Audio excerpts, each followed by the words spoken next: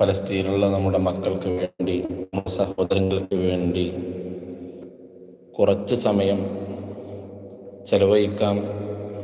അവർക്ക് വേണ്ടി ചെറിയ രീതിയിലൊക്കെ നാറിയത്ത് സ്വലാത്തൊക്കെ ചൊല്ലി അവർക്ക് വേണ്ടി ദുആ ചെയ്യാം എന്നൊക്കെ പറഞ്ഞിട്ട് ഇന്നലെയും മിനിഞ്ഞാന്നൊക്കെ ലൈവ് ചെയ്തിരുന്നു. അതേപോലെ ഇന്നും ഇൻഷാ അല്ലാഹ് നമ്മൾ ലൈവിൽ പ്രവേശിക്കുകയാണ്.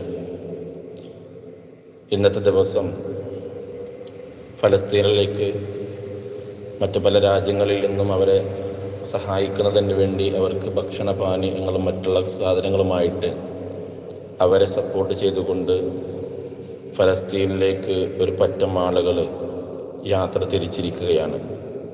ഏകദേശം ഫലസ്തീനോട് അടുത്ത് നിലകൊള്ളുന്ന ഒരു സമയമാണിപ്പോൾ. അവരൊക്കെ ഇസ്രായേൽക്കാരായ ആളുകൾ തടയുമെന്ന് പറഞ്ഞുകൊണ്ട് ഭീഷണി മുഴക്കിയിട്ടുണ്ട്. അല്ലാഹു സുബ്ഹാനഹു വ തആല പ്രയാസങ്ങളൊന്നുമില്ലാതെ ഫലസ്തീനിലെ നമ്മുടെ മക്കളെ സഹായിക്കാൻ അവർക്ക് തൗഫീഖ് പ്രദാനം ചെയ്യട്ടെ.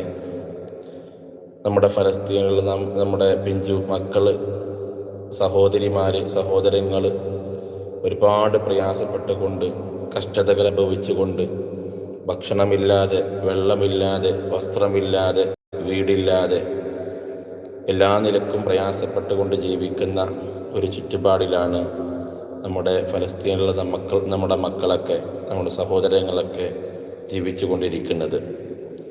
അപ്പോൾ അവരെ സപ്പോർട്ട് ചെയ്യുക, അവർക്ക് വേണ്ടി നമുക്ക് ചെയ്യാൻ കഴിയുന്നതായ പ്രാർത്ഥന എന്ന ഒറ്റ കാര്യമേ നമുക്ക് ചെയ്യാൻ കഴിയുള്ളൂ.